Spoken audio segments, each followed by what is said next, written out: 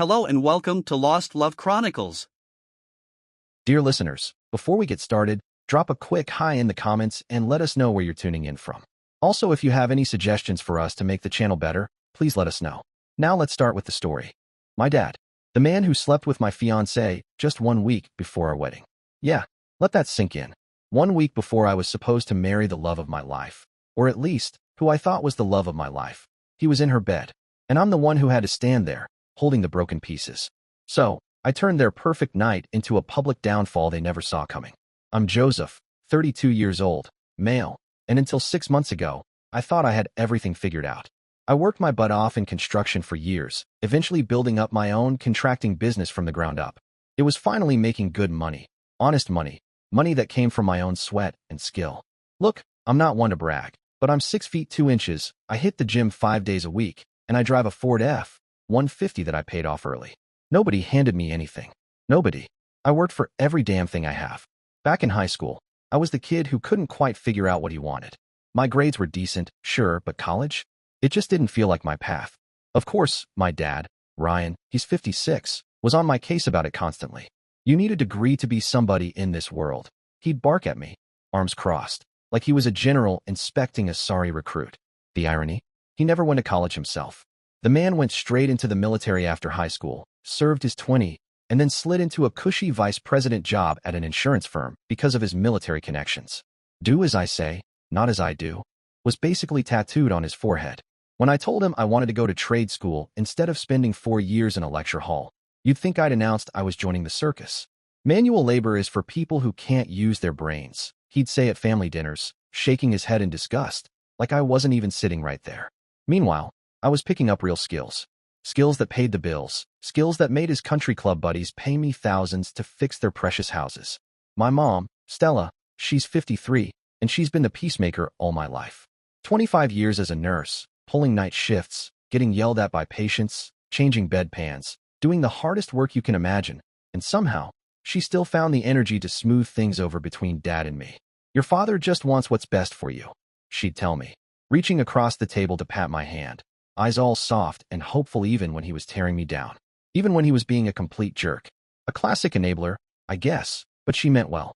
By the time I hit 28, I had my own crew and was making more than most of my friends with their shiny college degrees and crushing student loans. I'd put in the work, no shortcuts, no handouts. That's when I met Ariana. It was at my buddy Matthew's barbecue. I still remember it like it was yesterday. The first second she walked through the gate, every guy there turned to look. Long blonde hair, toned from all those boutique fitness classes she never shut up about, and this smile that made you feel like you were the only person on the planet. She was 28 too, working as a marketing manager for some fancy tech startup, always dropping lines about smashing the patriarchy and breaking glass ceilings when we talked. At first, I thought it was kind of cool how fired up she was about women's rights. Made her seem unstoppable. We clicked right away, even though on paper we made 0 sense. She had a master's degree in communications, came from an upper-middle-class family where everyone was some kind of professional, lawyers, consultants, dentists, you name it. Meanwhile, I was the guy who built things with my hands. I kept waiting for her to realize I wasn't in her league, that I didn't belong in her world. But she never acted like that. If anything, she seemed drawn to me. I love how you work with your hands, she'd tell me, running her fingers across my forearm while we sat on the couch. All the guys I meet are these soft tech bros who couldn't change a tire if their life depended on it. Yeah, it stroked my ego. I won't lie about that. After 8 months, we moved in together. 2 years later, on our anniversary, I decided to make it official. Nothing big or flashy. I took her hiking to this overlook I'd known since I was a teenager. Waited for the sun to start setting. Got down on one knee with my grandmother's ring, a vintage Art Deco piece Mom had been saving for me. Ariana started crying as soon as she saw it. "It's perfect, Joseph," she whispered, hugging me so hard I could barely breathe. When I told my parents we were engaged, Mom was over the moon. Dad, though, he surprised me. "She's going places," he told me in a rare private moment. "Smart move, son." It was maybe the first time in years he'd ever given me something that even sounded like a genuine compliment. Looking back, maybe that should have been a warning sign. Over the next year, wedding planning took over our lives. Ariana dove in head first, rustic barn venue, custom invitations, farm-to-table catering, the works. Every time I raised an eyebrow at the budget ballooning, she'd smile and take my hand. "This is our special day, Joseph," she'd say. "Don't you want it to be perfect?" And like a total idiot, I'd agree. But in my head, I was thinking about the long haul. I put a down payment on a house in a good school district, opened up a separate savings account for kid expenses down the road, even started researching how to expand my contracting business into commercial projects for more stability. I wanted to build a future for us, something real, something solid. Ariana seemed on the same page. She'd talk about having kids, what we'd name them, how we'd raise them to be strong, independent thinkers. Sometimes she'd go off on these tangents about gender-neutral parenting or how she'd never let a daughter of hers play with Barbies. But I figured that was just her being progressive. Life was good. Business was booming. I had more work than I could handle, and that felt damn good after all the grind. Our house was nearly move-in ready, waiting for us right after the wedding. Everything was lining up just right. The big day was set for July 15th, only 6 weeks away. 6 weeks. I could practically see the finish line. Then came that Tuesday in June that shattered everything. I was on a job site, doing a high-end bathroom remodel in one of those neighborhoods where the neighbors drive European SUVs and the dogs probably eat better than most people. The kind of project where the client expects to see the owner regularly, shake your hand, look you in the eye. Mrs. Peterson was there, hovering, arms crossed while she explained for the 100th time exactly how she wanted the imported tile set in the shower niche. My phone kept buzzing in my pocket, but I had to stay locked in. You don't ignore a client like her. One wrong move, and she'd tank my reputation with half the zip code. Still, when I stepped outside to grab a breath, I finally pulled my phone out. 6 missed calls from Mom. 6. Not texts. Calls. My stomach dropped. Mom never called me in the middle of a workday. She knew better. She respected my job, respected how busy I could get. Unless something was horribly wrong. I didn't even think about it. I hit redial, already bracing myself. She answered on the first ring. Joseph, she choked out, her voice ragged, like she'd been crying so long her throat was shredded. Mom, I barked, already on edge. What's wrong? You okay? You need to come home right now, she sobbed. It's about your father. And Ariana. A cold weight slammed into my gut. Mom, I said, trying to keep my voice from cracking. What's going on? Is everyone okay? Was there an accident? I was already moving, barely aware of my feet pounding toward the truck. I caught Miguel's eye across the driveway, motioning for him to take over. Mom's voice was strangled with more tears. No, nothing's okay, she said, fighting to get the words out between sobs. Please, Joseph, just come to the house. Then she hung up. The drive to my parents' place usually took me about 25 minutes. That day, I made it in 15, burning through yellow lights and pushing every speed limit, adrenaline hammering through my chest. My mind wouldn't stop spiraling through every awful possibility. Had Dad and Ariana gotten into some kind of argument? Was someone hurt? Why would they even be together in the first place? That was the question hammering through my skull on repeat. Ariana was supposed to be away this week, a wedding planning retreat with her bridesmaids. Some fancy spa thing 2 hours upstate where they'd finalize every last wedding detail while getting massages and doing yoga. She'd been hyping it up for months, calling it a modern alternative to the usual bachelorette party. So what the hell was her car, her white Prius, doing parked behind my dad's Silverado in their driveway? My confusion turned into a pit of dread. Had she come back early? Why would she be here at my parents' place instead of at our apartment? I stepped out of my truck, legs already shaky, and saw the front door was unlocked. That never happened at my parents' place. Never. I pushed it open and walked in. Mom was sitting at the kitchen table, still in her scrubs, like she'd just gotten off a double shift. Her eyes were swollen and red, makeup streaked down her cheeks. She looked like she'd aged a decade overnight. The second she saw me, she crumpled, breaking down into ragged sobs as she covered her face with both hands. I rushed over, dropping to my knees beside her. Mom, please, I begged, voice shaking. You're scaring the hell out of me. What happened? She tried to breathe, but it came out in short, broken gasps. I came home early from my shift. She finally managed, wiping at her face with a tissue that was already falling apart. Migraine. I just needed to lie down before going back in for my evening shift. She paused, hands trembling so bad she had to grip the edge of the table to steady herself. Then I heard it, noises from upstairs. My heart felt like it stopped. My mouth went dry. What are you saying, Mom? I asked, forcing the words out, even though I could already feel what was coming. She looked at me with these devastated eyes, eyes that had seen too much. I thought maybe your father was watching something inappropriate. She choked out, voice cracking, or something ridiculous like that. She shook her head, fresh tears pouring down her face. But when I went upstairs, she couldn't even finish. It felt like a jackhammer was pounding inside my skull, a roaring in my ears that made it hard to hear anything else. Where are they now? I asked, but my voice didn't even sound like mine anymore. It was hollow, mechanical, like someone had hit a mute button on my soul. She squeezed my hand so tight it hurt. Still upstairs? She whispered.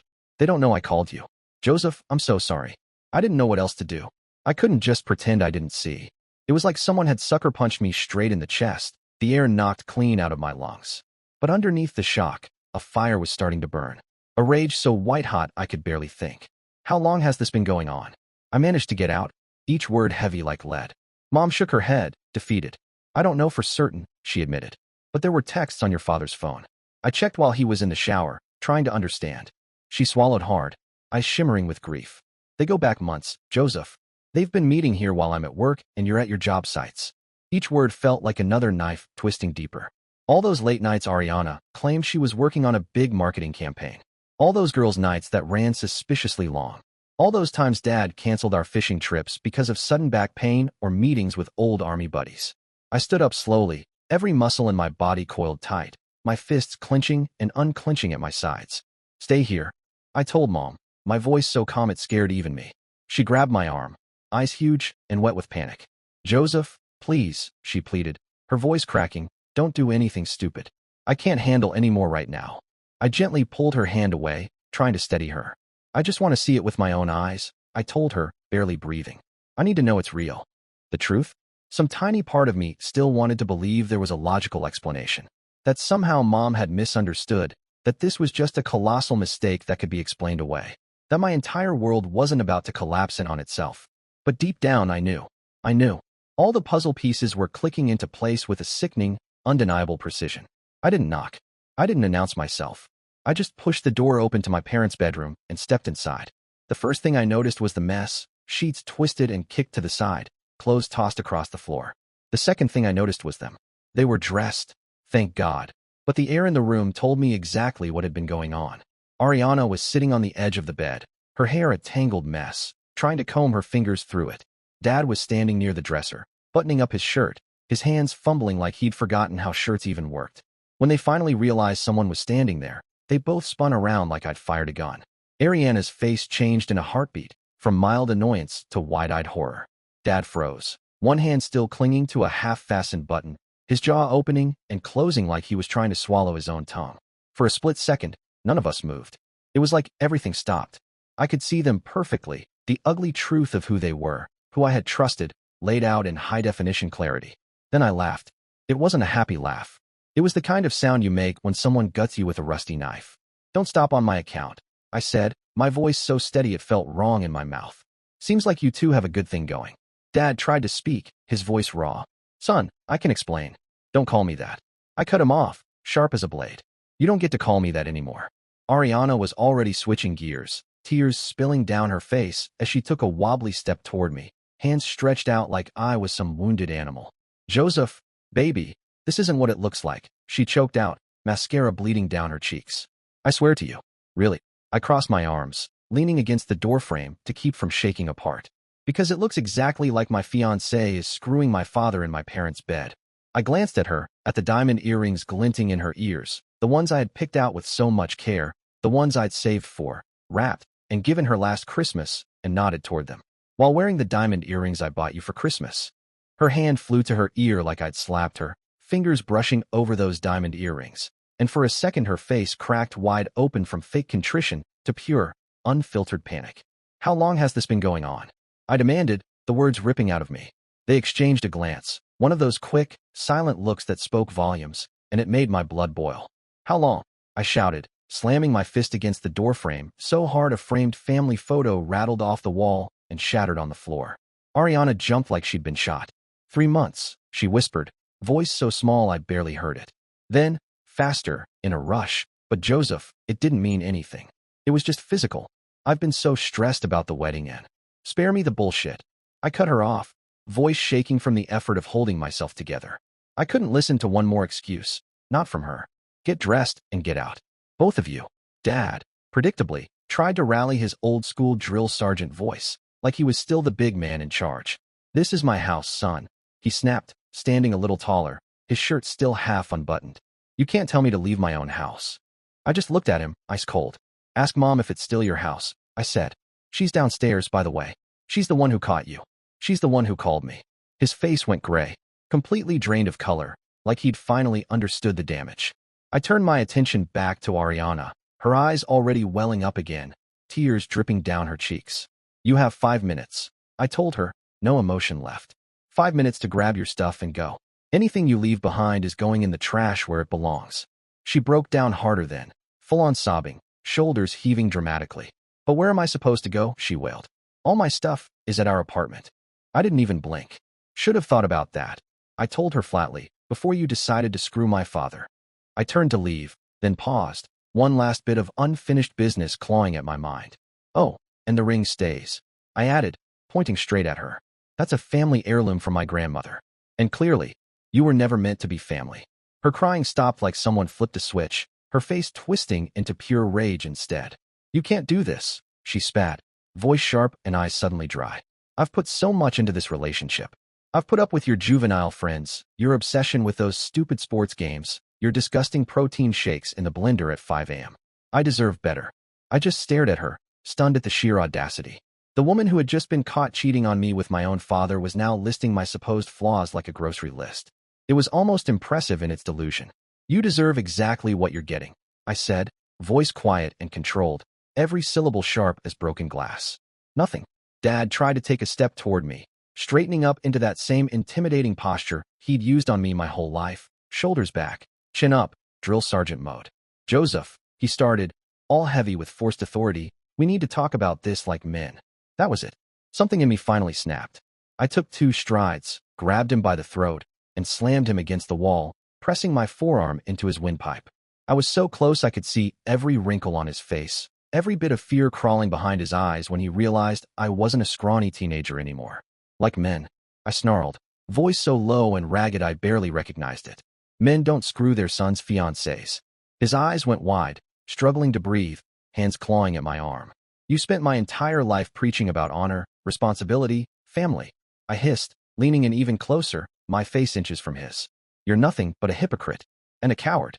I let go, stepping back with my hand shaking from the adrenaline. Dad slumped against the wall, gasping for air, his face red and stunned. "You both disgust me," I said flatly, the numbness in my chest replacing the rage. 5 minutes, then I'm coming back up here, and you don't want that." I turned on my heel, walked out, and shut the door behind me, the finality of it ringing in my ears. Downstairs, Mom was still at the kitchen table, looking smaller than I'd ever seen her, like someone had stolen the air from her lungs. When she spotted me, she pushed herself up slowly, searching my face for answers. "Did you?" she started, voice tiny and afraid. "They're leaving," I told her, wrapping an arm around her shoulders, steadying her. "We both deserve better than them, Mom." She leaned into me, shaking, her tears soaking right through my shirt. "What do we do now?" she whispered, so quiet I almost missed it. "We rebuild," I told her, and was surprised by the steady conviction in my voice. The next few weeks felt like living in a haze made of pure hurt and rage, mixed with all the cold, practical details that had to be handled. Mom couldn't stay in that house another minute, so she moved into my apartment, where I took the couch. The very next day, she filed for divorce, wasting no time. She went straight to Marion Delaney, the most aggressive female attorney in town, and, ironically, one of my best clients, whose kitchen remodel I'd finished last year. Small towns have their advantages, I guess. Dad wouldn't stop calling. He left voicemails every day, each one wilder than the last, flipping between furious yelling, pathetic self-pity, and these hollow, worthless apologies that didn't fool anyone. After 3 days, I changed both our phone numbers. I didn't want him poisoning either of us anymore. When we knew he was at work, I had my crew go pick up the rest of Mom's essentials from the house, so she wouldn't have to set foot in there again. Ariana, though, she was a whole different level of nightmare. She showed up at the apartment more than once, trying on different faces every time. First came the tearful apologies, mascara streaked down her cheeks, voice cracking as she stood in the hallway. "Joseph, please," she sobbed, "you have to believe me. Your dad manipulated me. He pressured me. He abused his position of authority over me." Ariana was always the victim in her own story. That was her default setting. When the tearful apologies didn't work, she pivoted to anger. Full-on rage. She started accusing me of being emotionally unavailable the entire relationship, rewriting history to suit her. According to her brand new narrative, I had driven her to look for validation elsewhere because I was obsessed with my work and never listened to her needs. Like somehow her hooking up with my father was my fault. The final straw came on a random Tuesday night, close to midnight, when she showed up outside the apartment screaming like a banshee. "You're emotionally abusive," she shrieked, pounding on the door so hard I thought the frame would crack. "I gave up so many of my career dreams for you. For this, for your stupid life." Our neighbors got a hell of a show that night. Doors cracked open, curious heads poking out. I stayed calm. I opened the door, set a cardboard box of her remaining crap right in the hallway, and included something extra, printouts of the explicit text between her and my dad that Mom had forwarded me. I'd even highlighted the filthiest lines. Then I turned to the neighbors who'd gathered like they were watching a street fight. "Here's who she really is," I said, handing out copies like flyers, making sure everyone saw the truth before I shut the door in Ariana's horrified, tear-streaked face. Mrs. Patel from 4B, a sweet Indian grandma who always brought me homemade samosas, bent down, picked up one of the pages, adjusted her reading glasses, and gasped so loud it echoed down the hall. "Shameless," she announced, like a judge handing down a sentence. That was the last time Ariana showed her face at the building. Meanwhile, I was picking apart what would have been our whole future together, piece by piece. I canceled every wedding arrangement, the barn venue, the caterers, even the fancy invitations. Lost some deposits, sure, but it was worth every penny not to marry that snake. The relief I felt walking away from that wedding was bigger than any check I wrote to get out of it. The house was the next challenge. We'd both signed the mortgage, but I'd put down most of the money. After talking to a lawyer, I bought out her tiny share, then put the place on the market. I couldn't stand the thought of living there. Every corner would have been a monument to a future that never existed. Breaking the news to our friends was its own battlefield. Some of them actually took her side. Can you believe that? Lisa, one of our so-called mutual friends from the beginning, had the nerve to tell me straight to my face, "You must have done something to push her away, Joseph." Yeah, those people were cut out of my life without hesitation.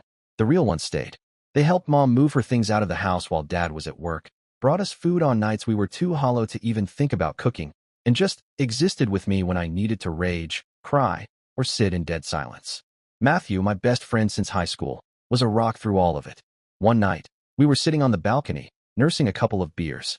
"I never thought she was good enough for you anyway," he admitted, staring off into the night. "Always seemed like she was with you despite your job, not because of who you are." That one stung, because it landed right in the truth. Had I really been so blinded by Ariana's looks and her shiny status that I hadn't noticed her subtle disdain for my work? Looking back, it was so obvious. The way Ariana would introduce me at parties, "This is Joseph. He owns his own business," like she needed to dress it up for her friends. Never Joseph, the contractor. Never Joseph, who builds amazing things with his hands. It was subtle, but it was there. How she'd steer conversations away from my projects whenever I got excited talking about a custom deck or a renovation I was proud of. Like she was embarrassed. And the little digs, every time we talked about the future. "Once we're married, you can move into management, right? So you don't have to break your back all day." As if what I did wasn't worth respecting. As if the work I loved was beneath her. 3 months after D-Day, Discovery Day, as Mom and I had come to call it, half joking, half dead serious, I was finally starting to breathe again. Work was booming. Nothing like white-hot rage to light a fire under you. My business was growing like crazy, and every job I took on felt like proof that I was still standing. I'd sold the so-called marital home and bought a small lake cabin just for me. No memories, no ghosts, just peace. Mom found herself a cozy apartment close to the hospital where she worked. She seemed lighter somehow, healing in her own way. She'd even joined a support group for women going through divorce and started taking art classes on her days off, something Dad had always called a waste of time and money. Watching her finally claim that bit of joy made me proud of her in a way I couldn't even describe. Then karma finally showed up to do its thing. It started with a call from an unknown number. I'd been ignoring every strange number for weeks, so my finger was hovering over decline before something, gut instinct maybe, told me to answer. "Joseph, please don't hang up." The voice made my skin crawl. "Dad." My thumb hovered over the end button. "Give me one good reason," I said, voice like a slab of cold steel. "I'm losing everything," he blurted out, his voice cracking like I'd never heard in my entire life. "The divorce, the house, my job, I need help." I actually laughed, short and bitter. "And that's my problem, why? Your mother's attorney, she's going for everything. The house, the savings, even my pension. And someone at work found out about what happened. I've been suspended pending an ethics investigation. Dad, the vice president at a buttoned-up conservative insurance firm. Of course they'd throw the book at him. Apparently they didn't look too kindly on executives who screwed their sons' fiancés. Who would have guessed? Maybe you should call Ariana for help." I shot back, ice cold. There was a pause, so thick I could practically hear him squirming on the other end. She's not speaking to me anymore, he finally admitted, sounding as small as I'd ever heard him. Let me guess, I said, practically spitting the words. She moved on to someone else who can do more for her. He didn't answer, and that silence told me everything I needed to know. Joseph, he started again, voice breaking, I know I have no right to ask, but could you just talk to your mother? Ask her to go easier in the settlement? I'm going to end up with nothing. I laughed again, mean, sharp, final. You're right about one thing, I told him. You have no right to ask. You made your choices, Dad. Now live with the consequences. Then I hung up and blocked his number, the final nail in that coffin. 2 days later, Mom called me during her lunch break. You won't believe who came to see me at the hospital, Mom said, her voice tight. I was half listening, distracted signing for a pallet of tile at the job site. Who? Ariana. I nearly dropped my phone. What? What? She's a mess, Joseph, Mom went on, her voice steadier now, like she'd had to rehearse saying it. Lost her job. Can't make rent. Apparently your father promised he'd leave me, support her, and now he can't even support himself. I actually let out a laugh, sharp and ugly. And what? She thought you would help her? No, Mom said, and I could hear the edge in her voice, that rare hard note she only ever used when she was truly done with someone. She wanted me to convince you to help them. Both of them. The audacity. Jesus. Almost impressive, if you could call it that. What did you say? I asked, my hand tightening around the clipboard. Mom didn't miss a beat. I told her I raised a smart son who doesn't waste time on trash. For the first time in months, I genuinely smiled. That's my mom. But apparently the universe wasn't done toying with me yet. The very next day, I pulled up to one of my job sites, a kitchen remodel in a wealthy neighborhood, and there she was. Ariana, waiting by my truck like some lost puppy. She looked smaller, like the world had chewed her up. Those designer clothes she loved so much were gone, replaced by faded jeans and a stretched-out t-shirt that hung off her shoulders. When she saw me, she stood up straighter, trying to slide that old confident mask back on. 5 minutes, she blurted as I stepped out of the truck. That's all I'm asking. Against every ounce of better judgment, I sighed and nodded. Clock's ticking. Her eyes shimmered, those practiced tears already brimming. She launched right into the performance. I made a terrible mistake, she began, voice breaking on cue. Your father, he told me things about you, made me believe you were hiding things from me. Save it. I cut in, holding up a hand. You weren't manipulated, Ariana. You're just facing the consequences of your choices for once in your life. Her face changed so fast, it was almost whiplash. The tears vanished, replaced with this cold, hard look. Fine, she spat. You want the truth? I was bored. You were always working, always talking about the future. Ryan made me feel desired. The casual way she used my father's first name felt like another knife in my gut, like they'd been laughing behind my back for months. I crossed my arms, leaning against the truck, letting the silence stretch out. And how's that working out for you now? I asked evenly. Her shoulders slumped. I'm about to be evicted, she admitted. Nobody will hire me once they check my references. Your father is completely broke since your mom is taking him to the cleaners. We made a mistake, but do we really deserve to have our lives completely destroyed? I pretended to think, then shrugged. Yes, you do. Joseph, please. She stepped closer, putting her hand on my arm. That same move she used to pull whenever she wanted something out of me. That same fake tenderness. We could work this out, she tried again, her voice soft, needy. I still care about you. We had plans. A future. I stared down at her hand until she finally pulled it away. The future where you were sleeping with my father behind my back. I shot back, my voice calm, almost bored. That future. Ariana flinched, but recovered fast. I'm not asking you to take me back, she blurted, talking too quickly, the way she did when she was nervous. Just help me get back on my feet. Alone, maybe. Or use your connections to help me find a job. You're doing so well, Joseph, and I'm suffering. The consequences of your actions. I finished for her, letting the words hang heavy between us. Then I tilted my head, giving her a long, cold look. How's all that female empowerment working for you now? Aren't you strong and independent enough to solve your own problems? Her eyes turned sharp, flaring with heat. You're enjoying this, aren't you? Seeing me brought low while you thrive. I checked my watch, making it obvious. Your 5 minutes are up, I said flatly. Don't contact me or my mother again. As I turned to leave, she threw out one last desperate threat. You'll regret this, Joseph, she shouted, her voice cracking. I'll make sure everyone knows what kind of man you really are. I paused, glancing back over my shoulder with a grin that felt almost pleasant in its cruelty. Make sure you include the part where you slept with my father. I'm sure that'll win people right over to your side. Her mouth fell open, but I didn't give her the chance to answer. Still, her threat rattled me once I got home. I knew Ariana, cornered animals bite. She'd torch everything just to get a shred of control back, and my reputation was my entire business. If she started spreading poison, I could lose everything I'd built. I picked up the phone and called Matthew. Out of everyone, he was the only one who knew the story front to back, no edits, no filters. When he answered, I didn't waste time. I need to send a message, I told him. What happened? He asked, instantly alert. After I explained Ariana's latest stunt, there was a moment of silence on the line. What are you thinking? Matthew finally asked. I'm thinking, I said, slow and careful. It's time they understand what it feels like to be completely exposed. He let out a low whistle. Joseph, you sure? Yeah, I said, my jaw tight. I'm sure. Over the next few days, the plan started to take shape. Matthew's sister, Jocelyn, was the key. She worked the front desk at the country club where Dad was still clinging to his membership like a lifeline. One of the few things Mom's lawyer couldn't touch yet, since it was in his name alone. It was his last illusion of dignity, his old status on display for everyone to see. Jocelyn confirmed exactly what I'd suspected. Dad had been bringing Ariana there, bold as brass, introducing her to his business contacts as his personal assistant, trying to help her land a job. The hypocrisy was off the charts. He was still playing the devoted family man to the club crowd, telling everyone Mom and I were going through some things, but that it would all blow over soon. And the country club? They were hosting their annual charity gala that weekend, the biggest event of the year in our little town, with everyone who was anyone on the guest list. All of Dad's colleagues, all of Ariana's potential business connections, for both of them. Jocelyn confirmed they were on the guest list. Of course they were. Dad had donated heavily to that charity for years, playing the big shot. Even with rumors swirling, the club hadn't dared to pull his invitation. Perfect.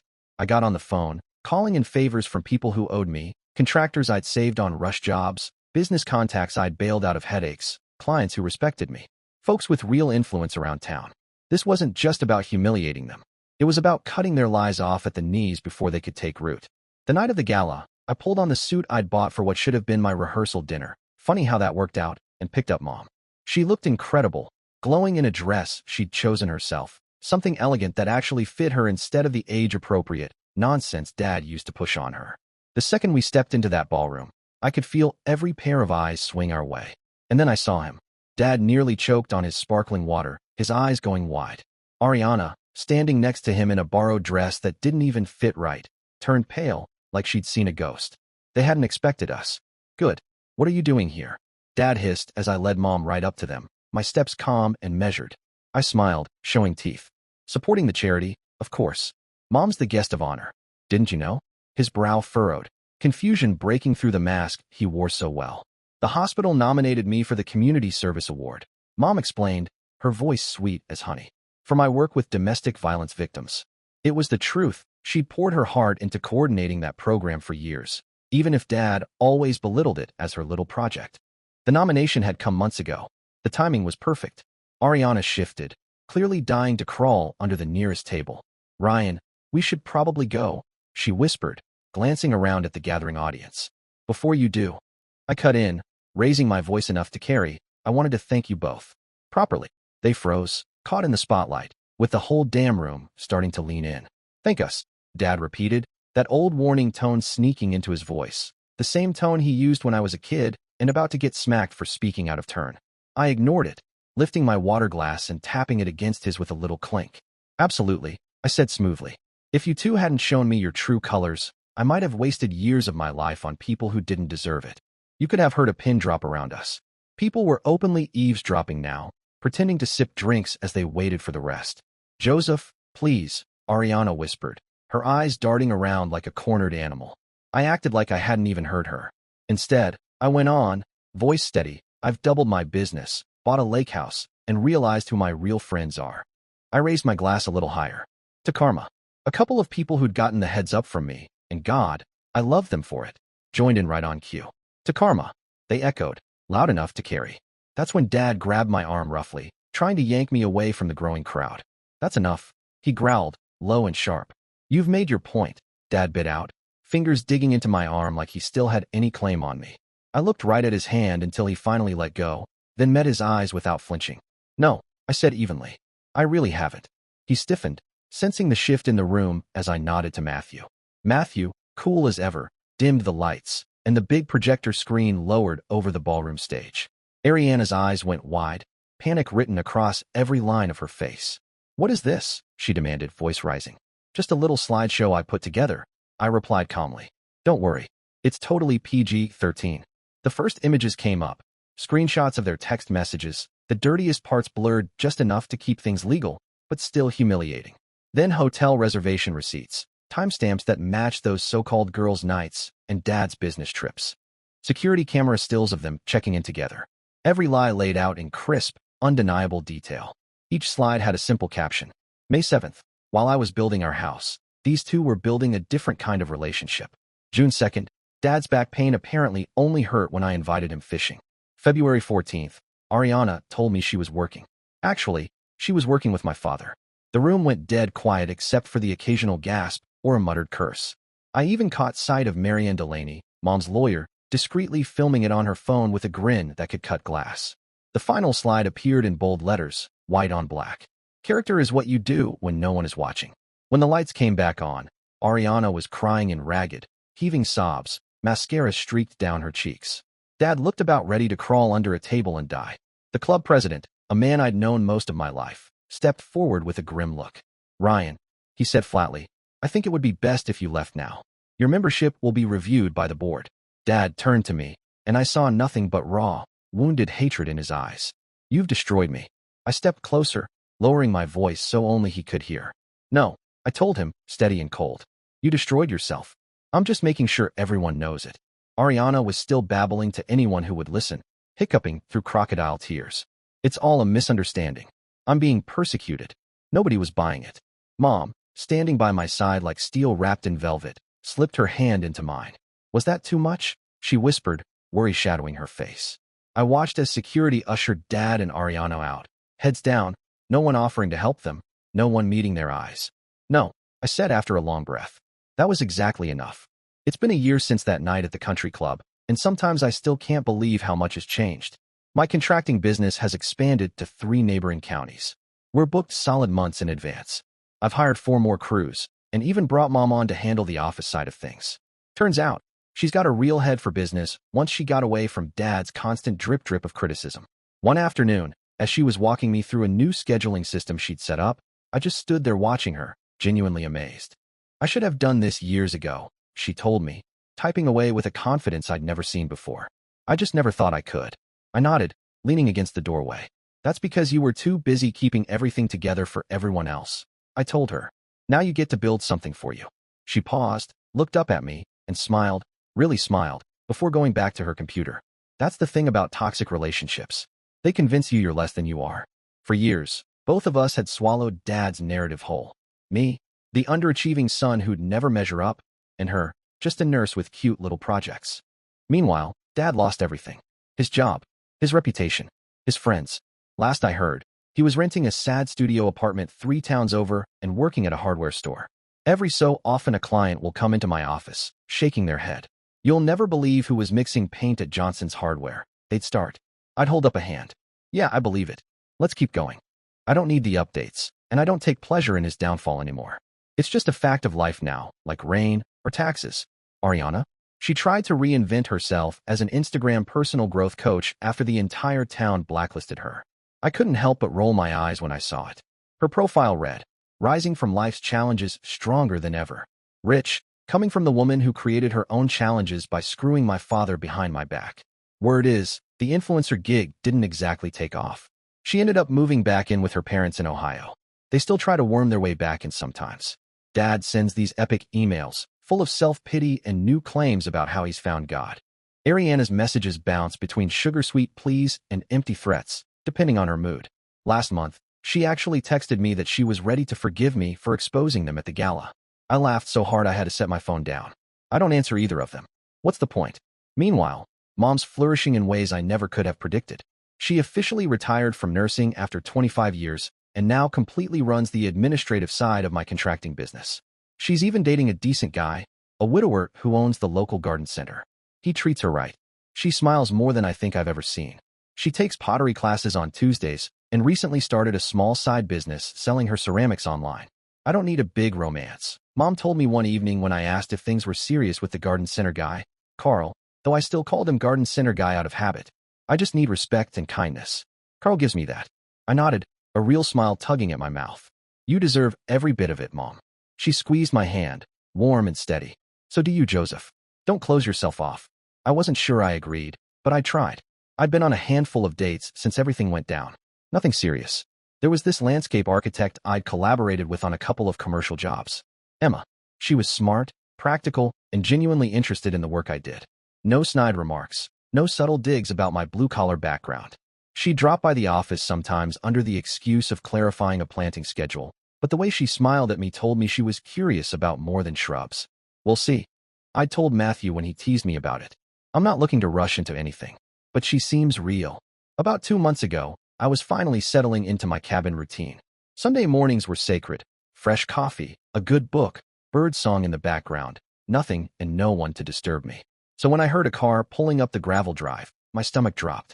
No one came out here without warning. Then I saw him. Dad. He looked wrecked. Skin ashy, clothes hanging off him like they belonged to someone else. For the briefest moment, I felt a pinprick of pity. Then all the memories crashed back. Ariana and my grandmother's ring, the text messages, the half-truths, every sickening betrayal. I set down my mug, stood up, crossing my arms. You have 5 minutes, I told him flatly. I didn't invite him up onto the deck. He stepped closer, the weariness in his bones almost painful to watch. Joseph, please, he started, voice thin, ragged. I've lost everything. My job, my reputation, my savings. I'm living in a studio apartment working retail at my age. I can't even afford health insurance anymore. I stayed silent, waiting. I need help, he admitted finally, staring at the ground like a scolded child. Just a loan, so I can get back on my feet. I could work for you, even. I know I don't deserve your forgiveness, but you're right. I cut him off, voice cold and steady. You don't deserve it, and you're not getting it. Or my money. His head snapped up, desperation blazing in his eyes. I'm your father. I shook my head. No, I said, calm as a winter lake. You gave up that right the day you decided to sleep with the woman I was going to marry. A father protects his son, Dad. He doesn't betray him in the worst possible way. His shoulders sagged, but he didn't stop. It was a mistake, he whispered, voice breaking. The biggest mistake of my life. I've been in therapy trying to understand why I did it. I was jealous of you, Joseph. Your success, your confidence, the fact that you found such a beautiful, accomplished woman who loved you.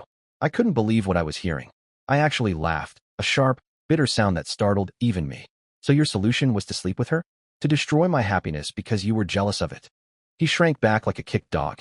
I know, he whispered, voice cracking. There's no excuse. But I'm begging you. Help me, just this once. I have nowhere else to turn. I stared at him for a long, heavy moment. This broken-down man in front of me was the same father who'd towered over me my whole childhood. The one who'd made me feel like a constant disappointment, who couldn't stand my calloused hands or my so-called mediocre dreams. And now here he was, looking so small I almost didn't recognize him. You know what the worst part was? I asked, voice low and controlled. Not that you slept with Ariana. It was that you'd been undermining me my entire life, making me feel like I wasn't good enough. Then the one time I did something you approved of, finding a suitable partner, you had to take that from me too. He flinched, actually winced, at the truth of it. I let out a shaky breath. I'm not giving you money, I said firmly, but I'll tell you what I will do. There's a program in the city for veterans, job training, housing assistance. I know the guy who runs it. I'll make a call, tell him you're coming. After that, it's on you. For a second, I saw a spark of the old pride in his eyes, but it was buried under exhaustion and regret. Relief washed over his features like a tide. Thank you, Joseph. I don't deserve. No, you don't. I interrupted, my tone absolute. I'm not doing this for you. I'm doing it for me because I don't want to carry this anger anymore. But Dad, this is it. This is the last thing I ever do for you. After this, we're done. He nodded, swallowing hard, accepting that. As he turned to go, he hesitated. Your mother, is she happy? I didn't hesitate. Happier than she ever was with you. I answered honestly. He nodded again, eyes shining, and managed a pained smile. Good. She deserves that. At least we could agree on one thing. A week after Dad's visit, I was sitting on my deck again, watching the sunset, when my phone buzzed with a text from an unknown number. I opened it, already half suspecting. I heard you helped Ryan. What about me? Ariana. Of course. I didn't bother responding. I blocked the number without a second thought. Some people never change. Dear listeners, please share your thoughts in the comments section below and don't forget to like, share, and subscribe.